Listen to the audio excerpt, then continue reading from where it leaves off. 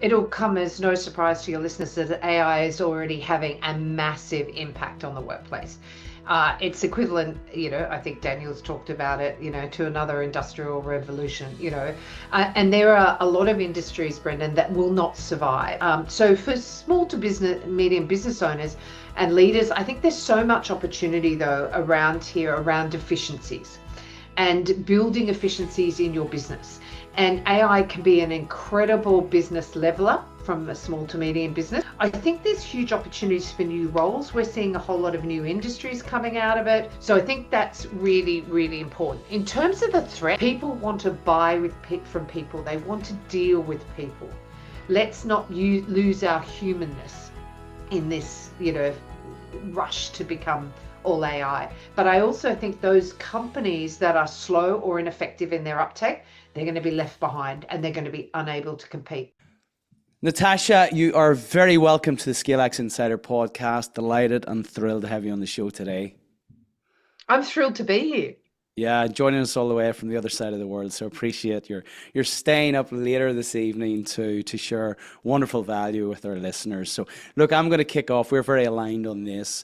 Our vision is to inspire, connect, and enable millions of ambitious leaders of small to medium-sized enterprises to scale with purpose.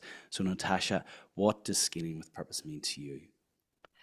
I think for me, it's around giving back. And that's giving back. I believe as entrepreneurs, we can change the world for the better, and we should. We have an obligation to do that.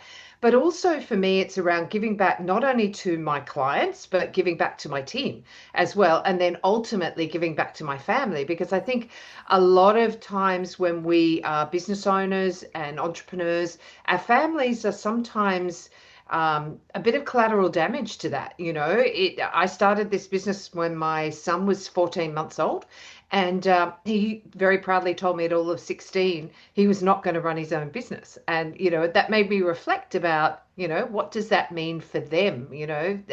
But flip side of that, I think they see a husband and wife, a mum and dad, who work very well and very hard together, and I think they get a great example of what hard work and effort looks like.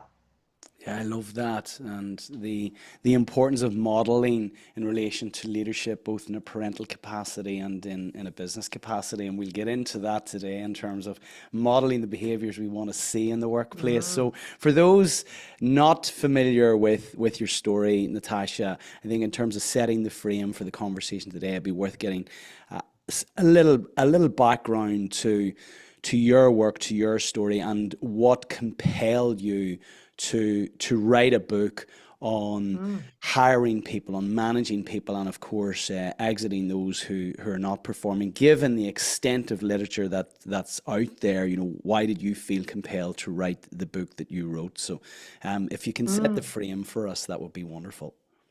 Love to. So my career actually started in banking and finance, working in rooms in the late 80s, Brendan, when greed was good, or it was considered to be good. And I have to say, there was a lot of inappropriate workplace behavior. It was a time when we had strippers in the dealing room every Friday. That was just the norm. So it was a really interesting start to my career. I thought all men in suits were as wonderful as my father, and I quickly worked out that was not the case. From then, I was told I'd be very good at HR, or personnel as it was known. And so I joined a recruitment agency. And the interesting thing there is, and I think this is relevant for everyone, you learn something everywhere you go, even if it's not necessarily a great experience. So for me, recruitment taught me how not to run a business. But what I loved about it was it taught me how to cold call. And it had been some years between that and when I started my own business. So I was comfortable picking up the phone, as you have to do when you start a business, or reaching out. I got my lucky break then, and I joined one of the big four. And that's where I think I learned corporate best practice. And now I apply it in a way that makes commercial sense to small to medium businesses. So I really take what I learned there and apply it in a way that's commercially viable. We then, I had 3 babies in 3 years, and I didn't think it was viable for me to work in a big four. And there were no twins in that, I have to say. And I wouldn't have the flexibility, having worked as hard as I did at that time. However, having said that, I decided that was the time to start my own business. In hindsight, and I'll let you in on a little secret, working for this boss, and I'm pointing at myself for your listeners, is 10 times harder than any of the work that I put in the consulting firm. So I think that's incredibly tough, because when you start your own business, if you don't succeed, you don't feed yourself and you don't pay your mortgage. So and that's relevant because my husband and I started Employee Matters. We sold our car to start it. We sold our house to continue it. It was absolutely all in. And now we have a team of 15 across Australia, New Zealand, and the Philippines. And in terms of the book, and I know you had Daniel Priestley on your podcast, who I'm a huge fan of, and I did his course some 10 years ago, which was the initial thinking around writing the book. But ultimately, the reason for me was I saw that SMEs were doing it tough and I wanted to help. And they really struggled with their employees. And I had a lot of them. I actually had one client tell me, you know what, running a business, Natasha, would be so much fun if I didn't have employees. And I think there's a lot of business owners that actually think that. And so I'm like, why don't they get this stuff? And you know, the two things that keep most business owners awake at night is cash flow and employees. So I really wanted to give them the knowledge that I felt could improve their business. And we talk about building employee assets and not liabilities. And so that's why I wrote the book. Yeah, good on you. I would like to come back to get an understanding of what it is to be a female entrepreneur, what it is to be a female business leader. I have the great fortune of having a business partner, Claire, and it would be really useful for the men listening to this to understand the challenges that females actually undergo in leading their own businesses, in leading teams within businesses, especially when you mentioned you had 3 young kids. I can't even start to comprehend what that's like at the same time as starting your own business. But picking up on something you said, many small to medium-sized enterprise leaders are doing it tough. What are they doing that is making it unnecessarily tough in relation to all things people? I think the main reason here is people start businesses, Brendan, because they're passionate about whatever their business is in, whether they're a podcaster or a baker or a real estate agent, doesn't matter. That's why they started the business. And an unfortunate byproduct sometimes of their own success is team. You need more than you to do it, especially if you want to scale it. And I think often those people who are driven to be entrepreneurs may have cut out a bit earlier, may not be enticed by a management career, and therefore have sort of skipped that. And then they wake up one day and they've got this team full of people who behave in ways that they haven't really thought about.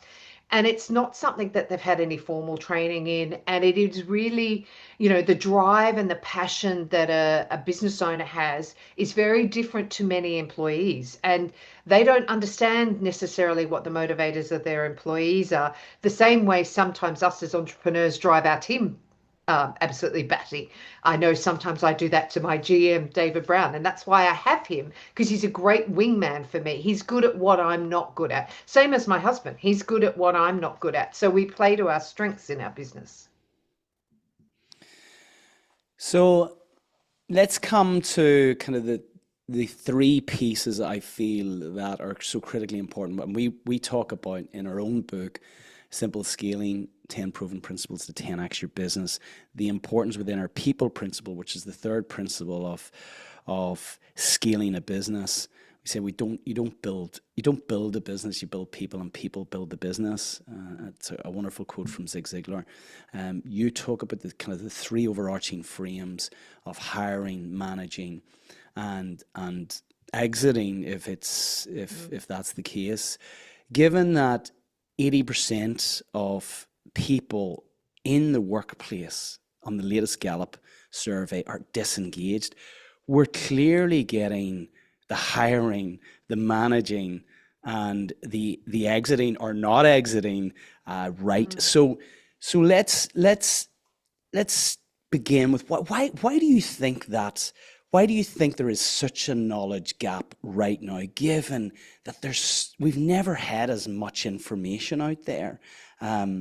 So why are we getting this wrong? It's a great question. I think a big part of it is fear. So when I do speaking gigs, Brendan, I'll often say, put up your hand if you're really good at having those difficult conversations, or you think you're an absolute whiz at interview skills. And if I'm really, really lucky, a small 10 might slowly raise their hands in an audience of 100 or whatever. And the trouble is that the vast majority of managers are not confident to hire, manage, and fire. I reckon that would solve an enormous amount of profit and productivity problems if we could just all boats rise on the tide.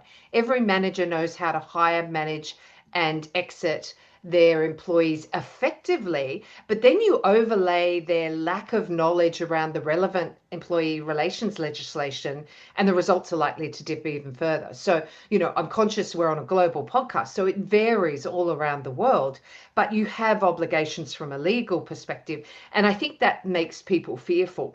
And, nobody likes to have that difficult conversation and say, actually, you're not doing your job well. So what they do is they avoid it. And so it doesn't happen. So that training skills gap is really, really important. Now, here's the thing that I thought might really interest your listeners is that, the estimate is for every $1 we spend on training, there's a $7 ROI average. Wow, wow, wow, just wow. And I think then you overlay that with we've entered a time of absolutely tumultuous and rapid change. And our managers are going to be at the front line to manage that, and they're going to need all the help they can get. So why is it a problem? You asked that at the beginning. I think COVID has a lot to answer for. I think we lost a lot of our skills during COVID. Here in Australia, we had very, very tight work from home mandates. So people lost some of that social skills, both in the workplace and in the schoolroom, and we just coped. And so everyone was allowed to almost get away with whatever they did normally. And what I said at that time, Brendan, was we did a great job to moving to working from home overnight. People literally picked up their computers and went home. What we didn't do is upskill our managers to manage remotely. And they didn't necessarily have the skills to manage face to face as well. So that's a big issue. So the impact I see for scaling businesses is that they're going to struggle to hire, and they're going to struggle to manage them, and they're going to struggle to exit them. And I think that if they can do those things well, scaling gets easier. It gets a lot more fun. And the byproducts of that are more productivity, more profitability. And let's be honest, your team are going to have more fun too, because people don't leave organizations, they leave leaders. And I know we're going to jump on that a little bit later. So I think they're the issues that I see. And I think, there's avoidance, there's fear, and there's a lack of training. Okay, so let's get into this. I always invite our guests to deliver practical ways that our listeners can apply what they're hearing as a result of listening to the podcast and investing their time in the podcast. So let's take these three overarching themes here of hiring, managing, and exiting. So what can we do to do this well in the context of the backdrop, which is, a post-COVID working environment, working dynamic, which is now remote working. I was speaking with somebody who was working in London. They've worked in London all their lives, and they're saying now Mondays and Fridays, London's really quiet because those are typically the days in which people are working from home. And we're hearing about that in other big cities. New York's another one. So in the context of hiring, what are we currently doing wrong? And just giving that, then let's get into what we can practically do to address that. So we optimize then the probability of getting the right person in the business in the first instance. I think a couple of things come to mind. Number one is I am a strong advocate for three types of interviews, and most people don't know how to interview well. So that's problem number one, and we'll go through what the interview types are in a minute. So they don't have the skills. So they don't ask great questions. They don't do technical, behavioral, and cultural interviews, and they don't probe. So they'll ask very closed questions. As an example, do you have coding skills, for example? That's a yes, no answer. That's useless to you. What you need to do is probe more and ask more information. The other thing is they don't sell the role.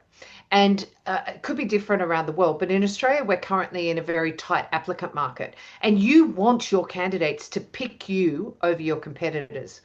The other part I would say is they don't have a compelling employee value proposition. In other words, what's in it for me as the candidate to come and work for you? It's a really complex thing. It's not, but you can find out from your team why they come and work with you. And then all your ads and your recruitment process need to be infused with that employee value proposition. And I think the last thing is many businesses are forcing people back to the workplace. I know they're doing that in Australia, and they're mandating return to offices 5 days a week. And I can tell you what's happening. The best candidates are voting with their feet, and they will take a 20 or a 30 grand pay cut in order to go to work for an organization that allows them to have that continued flexibility. I'll give you an example. Brendan, when I started Employee Matters, I couldn't afford an office. So I've been working remotely since the early 2000s. So I started this business remotely. I like to say I was ahead of the time or ahead of the wave. But my team come and work for me because they get incredible flexibility and it works for them. They have a portfolio of clients. But guess what that means for my clients? My clients get incredibly talented, experienced employee experts and recruitment experts that they could never normally afford because they couldn't afford to buy them in the market, and they wouldn't work for them anyway if they made them work 5 days a week in the office. Yeah, I love this. So what I'm hearing is, in terms of what we're not doing, where we don't interview well, we're not asking the right questions, we're not probing deeply enough in relation to the technical, behavioral, and cultural fit. We don't sell the role well, and we don't have a compelling employer value proposition. And finally, we're making it more less attractive for people to come and work, given now that the expectation is for people to have the flexibility of remote working if they so desire. So let's just take the selling the role, because this is really interesting, and it's there's something we embed within our own program, which is a process of certainly selling, articulating a vision and selling that vision to prospective employees and indeed to your customers, suppliers, and all stakeholders involved. What can we do practically to sell the role, given that it is a very competitive market out there? Yeah. Number one is write a fabulous ad that makes somebody want to work for you. The amount of very blah ads I read, it's like, why would someone be bothered to send a CV into that ad? So first and foremost, invest the time in writing a great ad. The second thing is train yourself up and your hiring managers up so they can actually interview well. I talked about technical, behavioral, and cultural interviews. I've had the experience and let me just quickly run through that. Technical is, can they do the job? Behavioral is, past behavior indicates future performance. If I pick them up and put them in this situation again, are they going to behave in that way? And cultural, is it a fit to the culture of the organization? And most hiring managers, as I said, have never been taught how to interview, and they need to have enthusiasm and sales points. You want that candidate, whether they get the job or not, walking out that door saying, I absolutely want to work for Brendan. No ifs or buts or maybes. I'm going to do whatever I can do to work for that organization because I'm so bought into the vision and the passion for that organization. So they're key. So having some sales, almost communication, key messages. How do we promote our business? How do we make it attractive to someone sitting there? And I think there's, a hangover from the old days where there's a power indifference in that or imbalance in that interview where the interviewee is coming there, can I please have a job? That's not the case anymore. You've almost got to beg them to have a job if you want the best. So how do we flip that and have people sell themselves more effectively. And that employee value proposition, what's in it for them, and being able to articulate that, and every hiring manager being able to confidently articulate why should they come and work for you, is going to really help you sell your role, and make sure, even if someone may be offering another 5 or 10 grand, but you're offering flexibility and passion and a great employee value proposition, you might find you get them. So in terms of the employer value proposition, what else beyond, a passionate leader, the fact that the pay and benefits are at least market rate or above market rate, that there's a level of flexibility there in terms of the actual working environment itself. What else do we need to be aware of, Natasha, in relation to really selling ourselves as an employer and creating that value proposition? What else is important to employees, to people now, given that they have so much choice? I think a big part of it is training, because guess what? The first budget that gets cut when things are tough is training. If you asked most of your listeners here, when was the last time you invested in some training for your team, I think we'd be quite shocked at the results. And, there's that old saying that you may have heard, what happens if I train my people and they leave me? And it's worse, what happens if you don't train your people and they actually stay? Training is an investment. Now, there are different generations that will be with you longer. Our younger generations, typically you might have a 2-year window, but if you get brilliant work out of them for 2 years that helps you scale your business, then you can cope with that. And then guess what? If you've left the door open, they may come and work with you after they've gone and got some great experience elsewhere and then come back. So I think they're the key things. I think it's really, really important that people upskill in this area, because your team are key to your success. If you sell a pen or you sell a widget, yes, the people on the factory floor are important, but that's all getting automated now. It's what the brains of your team, we talk about our brains trust, collectively, they've got 331 years of, HR and recruitment experience between them. Somebody in that team knows something, and they share that knowledge widely. And that's really, attractive to the people that work for us, because they're not alone, and it's okay to say, hey, I'm not sure about this, does anyone have the answer to this? And everyone piles in, and the client benefits because they're getting access to all of that knowledge. And I hear that feedback a lot from clients, is that's why they like working with us.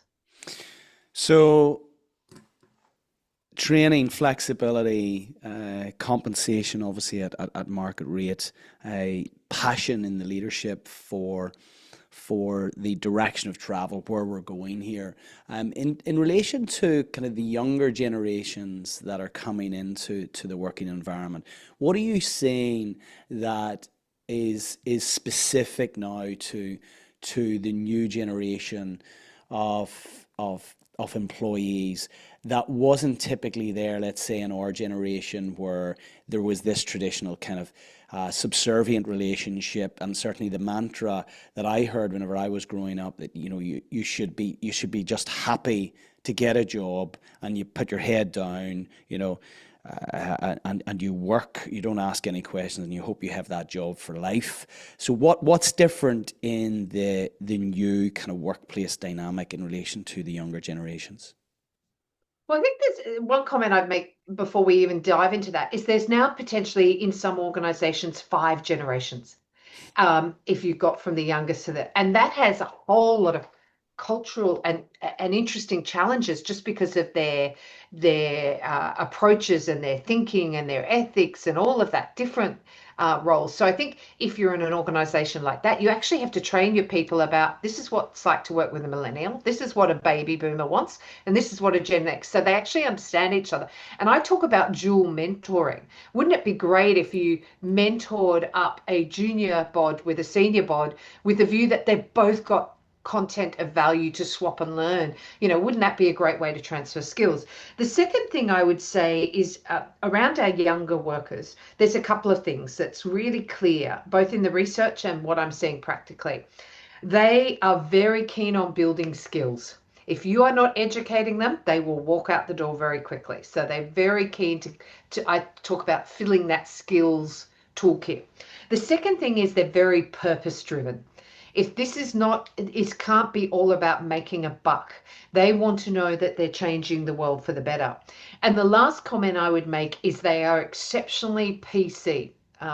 They I joked about the fact that I grew up in an environment where we had strippers in the dealing room every Friday, and that was deemed normal. And so I'm somewhat uh, I'm not shocked by any of that behavior. But if there was anything slightly off in terms of sexual harassment, bullying, the younger generation will call it out publicly, and they won't generally have any issue raising a complaint about it. They will not stand for it. Where my generation, we just used to be blunt, shut up and take it. This generation, no way. Incredible. I still can't believe you've come through an era where there were strippers on a Friday evening. I just, my goodness, can you Another imagine world. if that happened in a workplace environment now? Oh my goodness. Um, so so we have a good sense of what it is to hire well, and what we as leaders and those inviting people into our companies need to be aware of, and certainly better skilled at. Okay, our key hires now in the business. We want to manage the performance of this key high such that we optimize the potential of this person that we've invested in, such that they contribute to the to their maximum potential in alignment to our vision. What are we getting wrong? Again, let's start with that. What are we getting wrong as leaders in relation to managing performance such that we can unlock the potential within these wonderful new hires that we've invested heavily in? I think the key one here is it comes back to we've got to invest in ourselves as leaders, and I come back to training. The statistic is globally somewhere around 82% of managers have never received any formal training for their roles. My father used to say you were promoted to your level of incompetence. And that's very much along the lines of, I think it's Lawrence J. Peter's book where he talks about the Peter Principle. And my concern is that's a massive impact on the business. So I think that's number one. Number two is that we avoid those difficult conversations. And we're very uncomfortable having a formal performance management, or sometimes we call them a performance improvement plan discussion. So we avoid it. We put up with the subpar performance. And that's a real risk because it's extremely expensive to have a non-performer in your organization. I think we're going to go into that later. But what I think what happens there is people are not having informal conversations as the day goes. If you start off when Brendan comes in and say, Brendan, I'm really excited you joined us. We are thrilled to have you here. Would it be okay with you, or would it be a problem if I gave you some fairly regular feedback? We very much work on an informal feedback process here. I'm going to tell you when you do a great job and why it's a great job. And I'm also going to tell you when it hasn't gone so well and what the impacts are of that and how we can change that to being a great job. If you're having those regular informal discussions, two things will happen. One is that person will improve very quickly. And number two is that if they're getting the inclination they're not going to cut it at your organization, they'll probably self-select out. So you may not have to have that difficult conversation. The worst thing you can do is that you come to the time when you've got to have that difficult conversation and exit someone, and it's a surprise to them. They had no idea they weren't performing. That is not a good place to be. That it should never come as a surprise to someone when you're legally and appropriately showing the door. And I'm not suggesting we keep non-performers in an organization. Absolutely no way. Especially in small to medium businesses. You can hide them in big business. If Fred's a non-performer, you can get away with it. In small businesses, it's a massive impact to the bottom line. So what I'm hearing is leaders must adopt this coaching style of managing performance, but the expectations set right at the outset. This is the way we do things around here in the context of actually ensuring someone is a cultural fit and culturally aligned, that this is just our culture here. So we're going to have regular conversations where I'm going to catch you in for great behaviors, but I'm also going to call you out where it's where the behaviors aren't aligned to the way we do things and to our culture. How often, what does this look like in practice then, Natasha, in terms of, I think a lot of people listening and who are now in leadership positions will have come from the era likely of the annual appraisal. You're sitting down once a year with your leader, you have an hour's discussion. Is this relevant now? And what does the cadence of these conversations look like? And what's the frame for having them in the first place? What are we comparing, contrasting their performance to begin with, so that we can have that conversation? Yeah, I think, look, the informal feedback is absolutely key, and I think it can even be, one-on-ones are hugely beneficial. We have huddles with my team. I've got a couple of direct reports. We huddle every morning. Reflection: what did you do well yesterday? So they get to tell me what they did well. What did you achieve yesterday? What are you working on today? And what are the other business aspects we need to talk about? So everything's very clear. So you're holding them to account. I think that's really important. The other thing that is not typically done well is people aren't onboarded particularly well. So their orientation still to this day is, there's your desk, there's your computer, and we almost expect them to learn by osmosis. It doesn't work that way. Your employee is at the greatest risk of leaving you in the first 6 months, and it's generally because you haven't done a great onboarding or orientation. And then we don't invest in even training them into our business. How do we set them up to be successful in their role and in our business? And often that's a week if they're lucky, and then they're on their own. And you wonder why it takes them an enormously long period of time to actually be productive.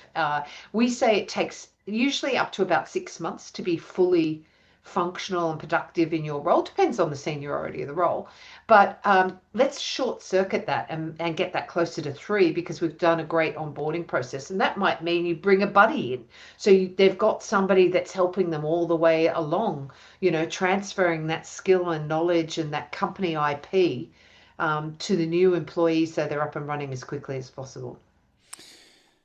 In terms of, again, leading for optimal performance within our team members, are there any fundamental kind of metrics? And I know this will depend really, job on job, but is there anything that is objective that we should be monitoring, that is fact based, that it's it's without reproach, that at its core, here are some of the things that we expect in relation to undergirding high performance? How do we measure the ROI of team members? I think the key thing, and it's not done well enough, is having some KPIs, key performance indicators. What does success look like when you do your job well? And most people, again, job descriptions are out of date. If there's not a clear job description, how do they know how they're being measured?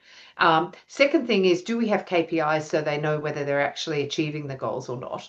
And 3, are you measuring against and rewarding against those KPIs? I think that is the key thing there. In terms of leadership, I think there's a couple of generic skills that I think are really important here. One is that as leaders, we need to be humble.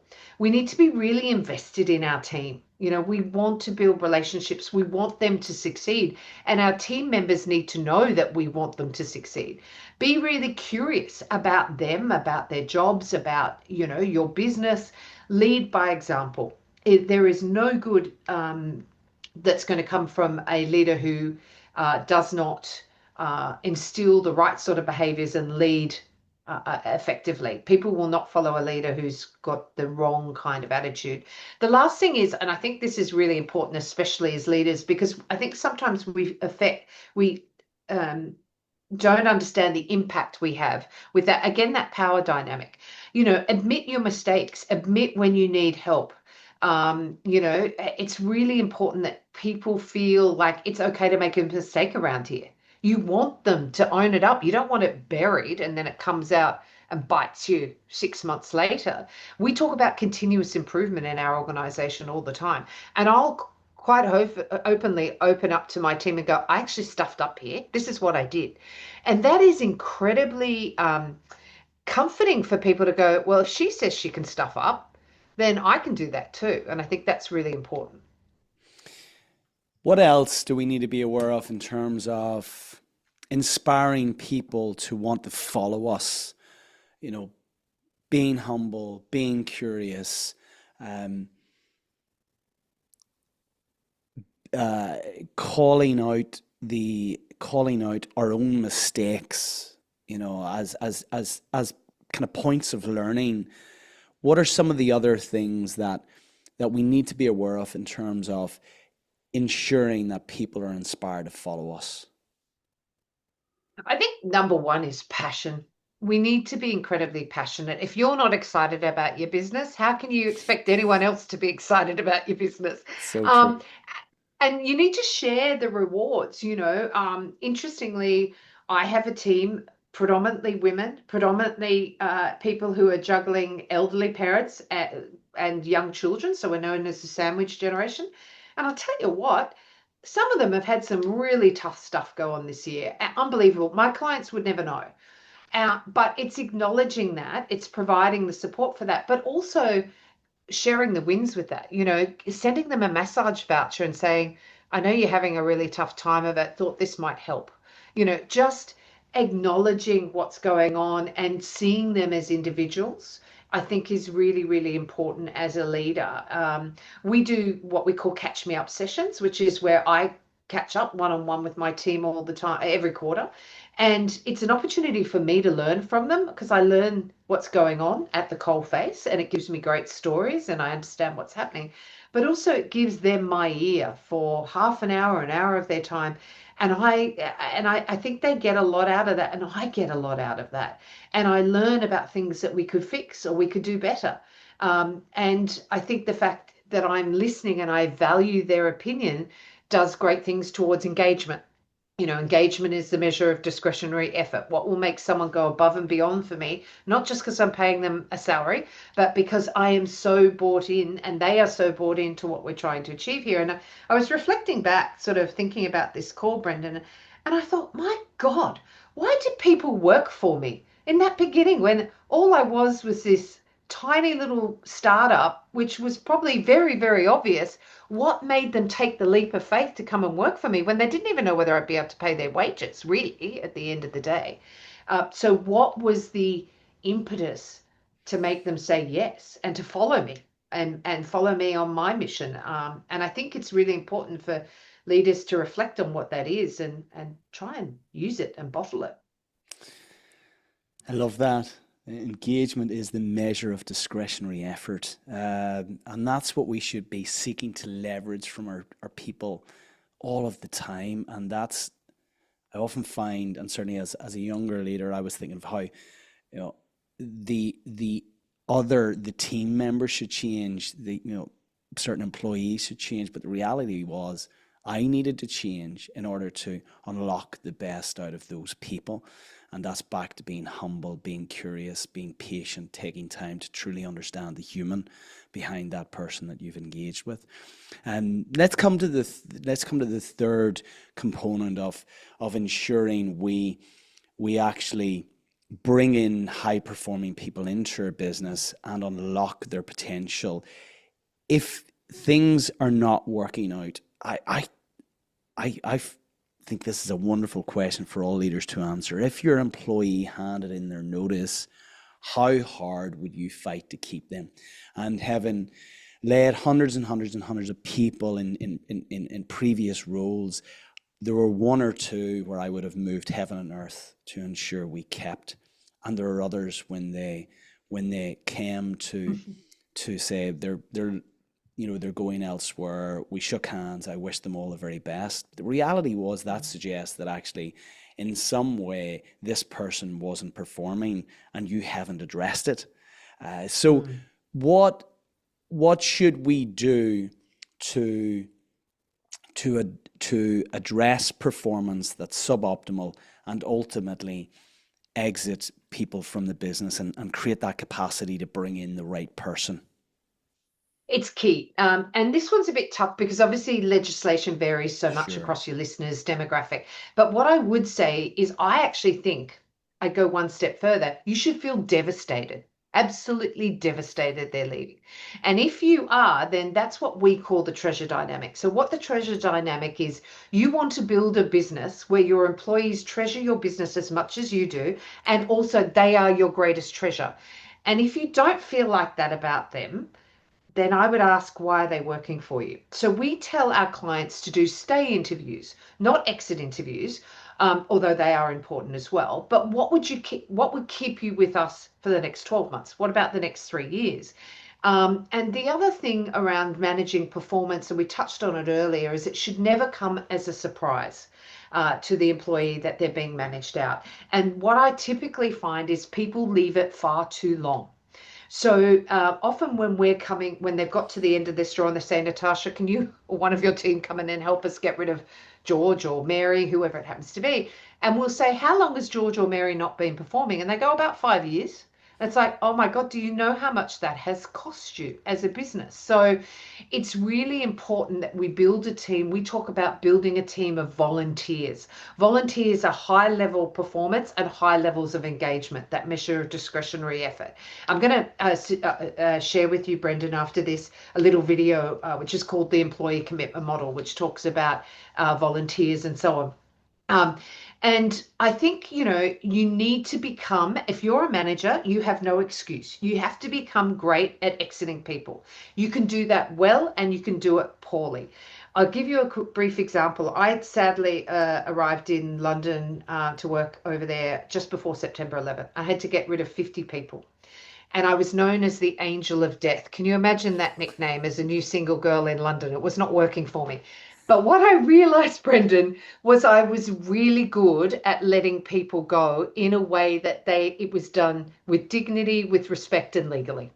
And I think as managers, you have to get good at these difficult conversations. And if you're not, you need to bring someone in who can help you do it. Because if you fall foul of the law in most of the countries of your listeners, you are going to get slapped on the wrist for it.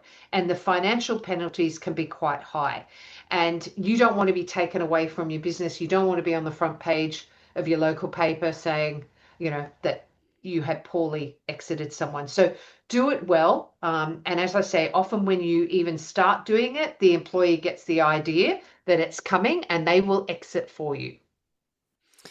Yeah, what I'm hearing there is just be compassionate. There's a person at the other end of this conversation, but what I've often found, when you have that conversation right up and address it head on, this person in some way, whilst they may not initially express it, will be relieved because they know instinctively, innately, intuitively that actually they're not performing. They can feel your energy, which is one where it's of dissatisfaction. They'll feel that, and they'll feel that for a long time. Whenever you have the conversation head on, you may initially get that kind of defensiveness, but the reality is when they've had time to deliberate and reflect, that they're relieved. And I always life too short. We spend so much of our life in the workplace.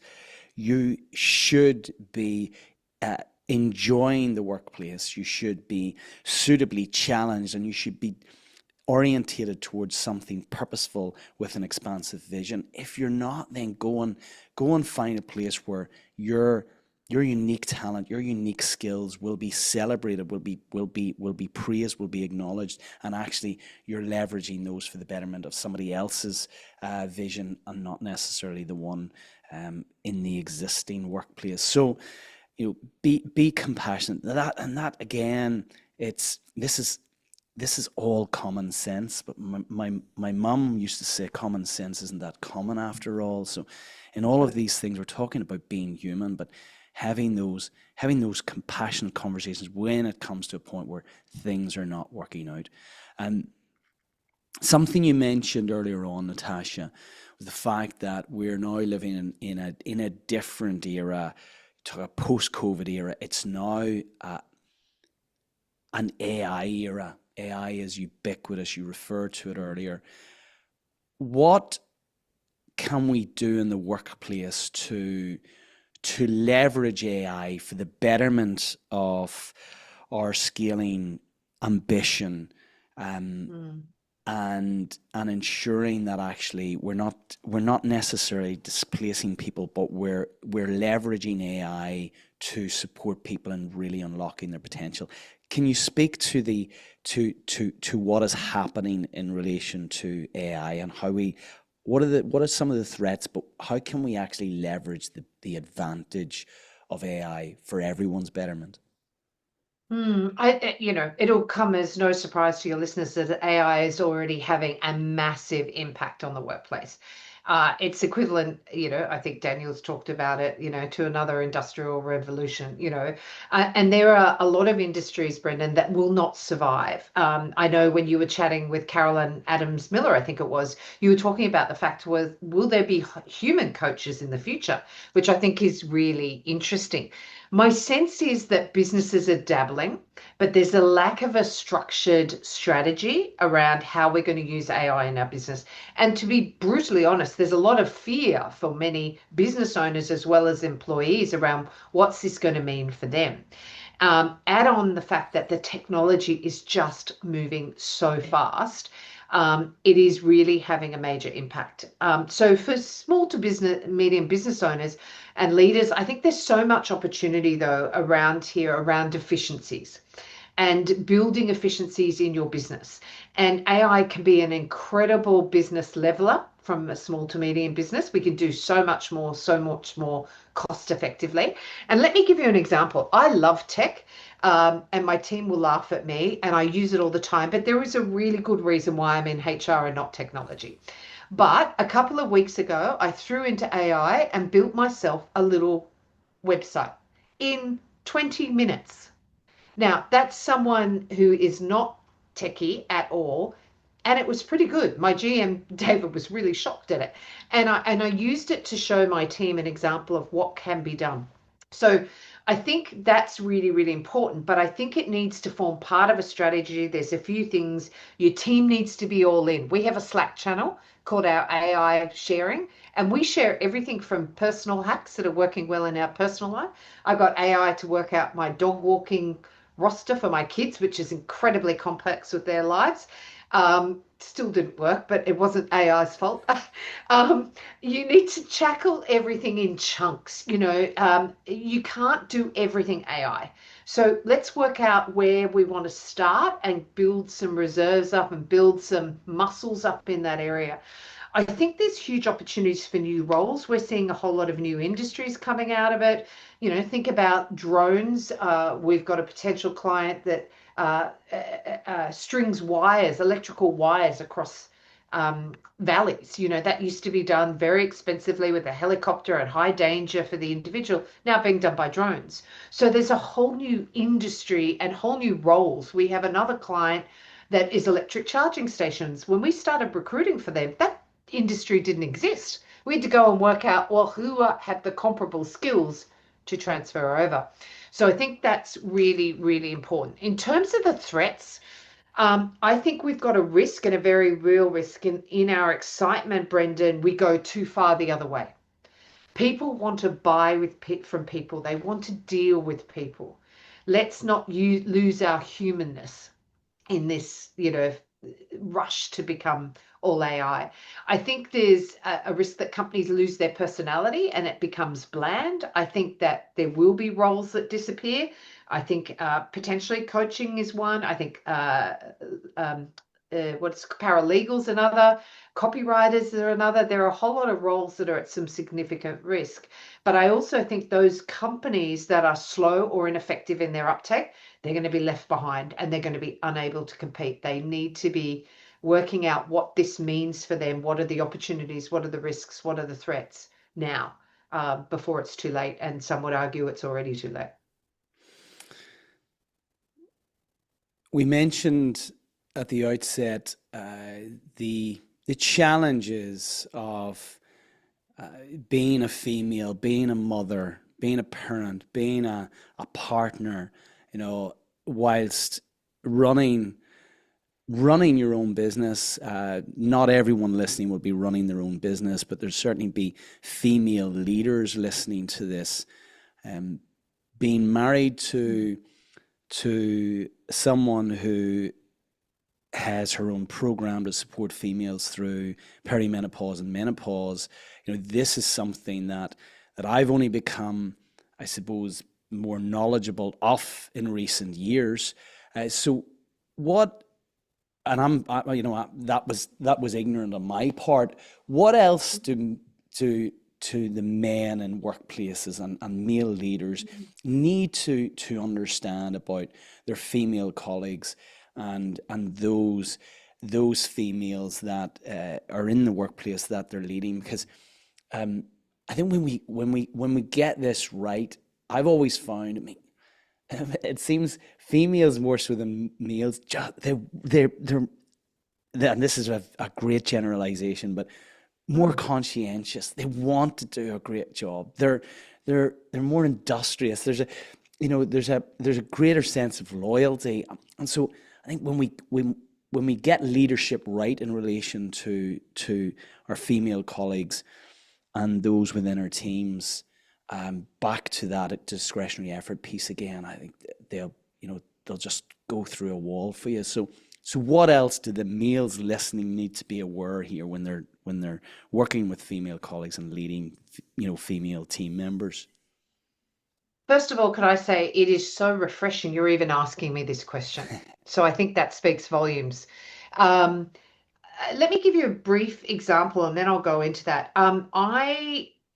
I totally agree about your comment around their conscientiousness. Like, I have spent a small fortune on my business education, and I absolutely tell you categorically, Brendan, I would not be sitting here today if I hadn't done that.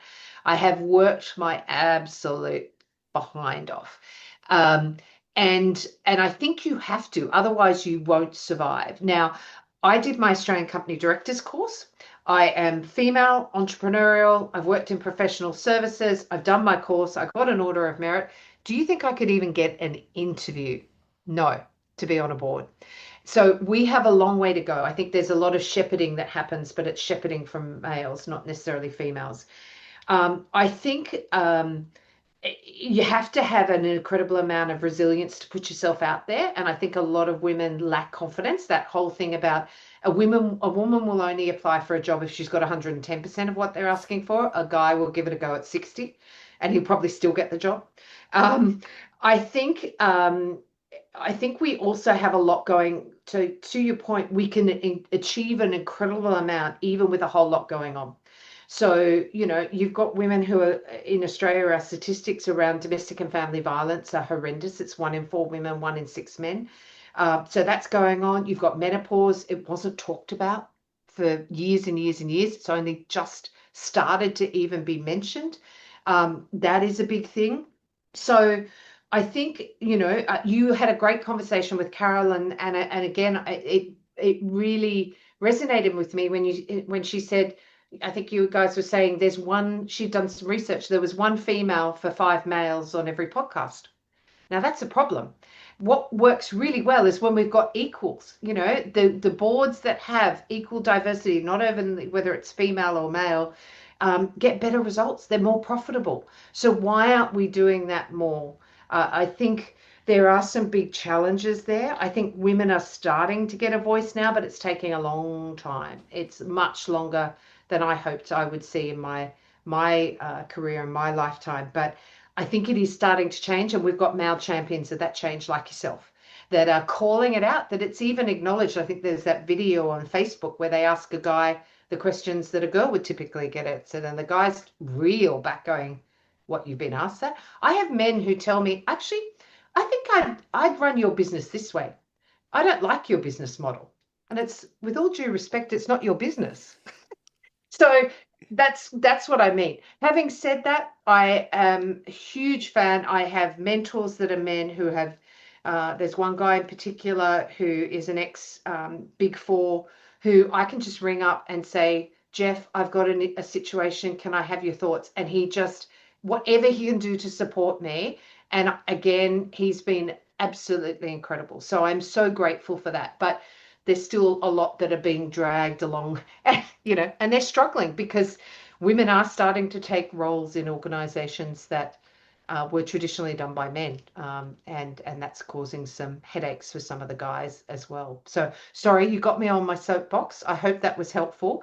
But I just think we all have a place, and when we bring both genders to the table and even diversity of all sorts of ethnicity and so on, we get a better result. We just get a better result. So why wouldn't you do it? It's stupid not to.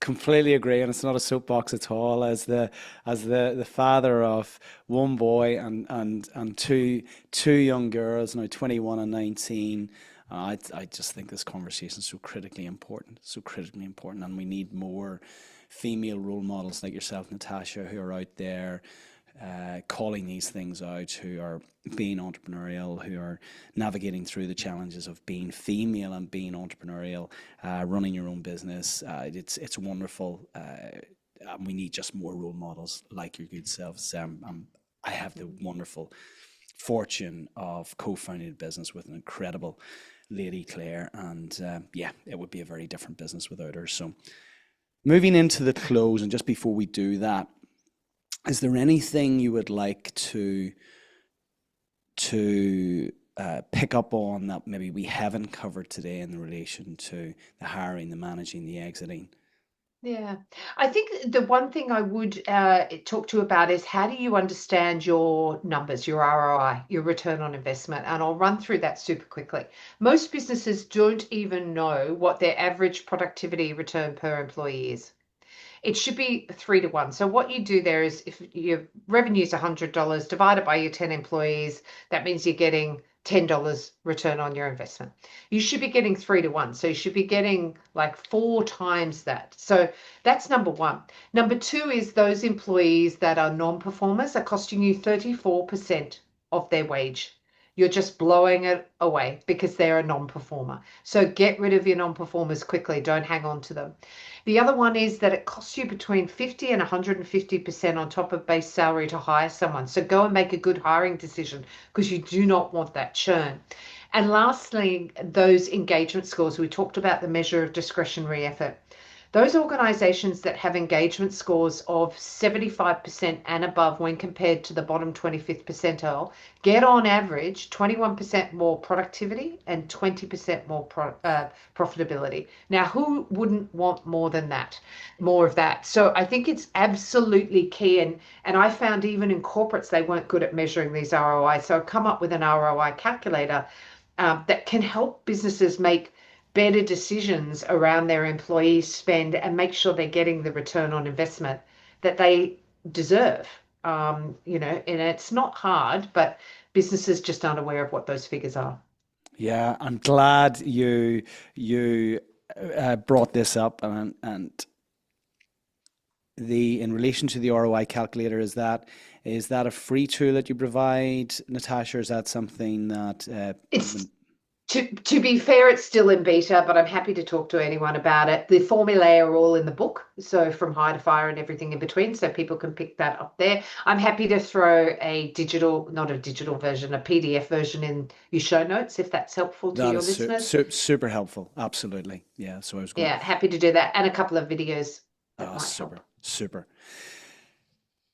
Natasha, given your experience, your time on this planet as a partner, as a mother, as a business leader, as an authority on all things people related, can you share with our listeners three timeless takeaways? Yeah. So for me, number one is education matters. As I said, I've spent a small fortune. It's been a fabulous investment, not only for me personally, but for my business and for my team and for my family. I've done everything from negotiation skills to business coaching to Dent with the amazing Glenn Carlson and Dan Priestley. Number two, balance matters. So that's looking after yourself as a manager or a business owner. I do meditation. I practice gratitude every day. I play squash. I'm off to the squash masters this weekend, although my knees aren't quite so happy about it. I'm the least prepared I've been. So wish me well, because I may be a cripple by next week. But the other thing is your family and your friends.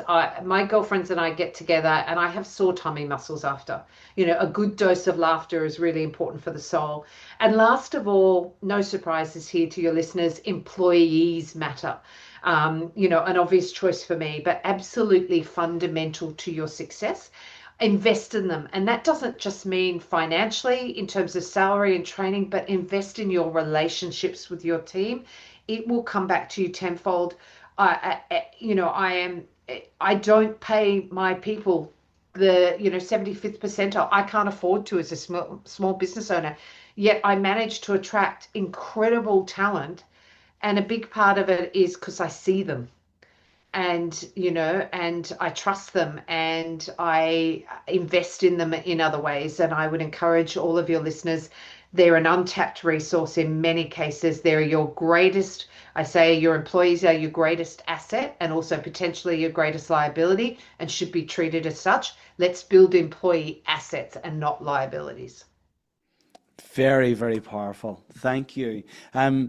Look, what's next for you? So you mentioned you're developing your ROI calculator. You're continuing to educate and develop yourself, your team, your organization. What else are you up to? What's next? Well, no surprise to you, and probably good news to you, scaling. So as you learnt with my story, we started bootstrap, sold our car, and so on. Um, I keep getting approached to be bought, but I'm not quite at that level yet. And so for me, I need to work out how I can scale quicker, because I know what my exit figure is and I want to get that. So growth is a big thing for me. We've got all the fundamentals right. We've got all the people, the processes, the products, the tech. We've built a piece of tech called Employee Metrics. Now I just need to scale this little thing, and it's not so little. I've said that inappropriately. It is a good sized business, but it needs to be bigger. Yeah, and alluding to something that you referenced and touched upon right at the outset in the opening question, I assert that if you've got a wonderful product or service, then you've an obligation to scale. Clearly, you do. So I wish you every success with that. Look, I want to thank you today. This is right at the end of your day. You've showed up with wonderful warmth, wonderful energy, incredible wisdom, and you've delivered huge value today to our listeners. So, Natasha, look, I wish you every success with everything you're doing. The world needs more business leaders like Natasha Hawker. So, wishing you every success, and if I can help you along the way with your scaling journey, I'd be delighted to do that. So, take care. Sounds wonderful. Thank you so much for having me. And remember, your employees really do matter.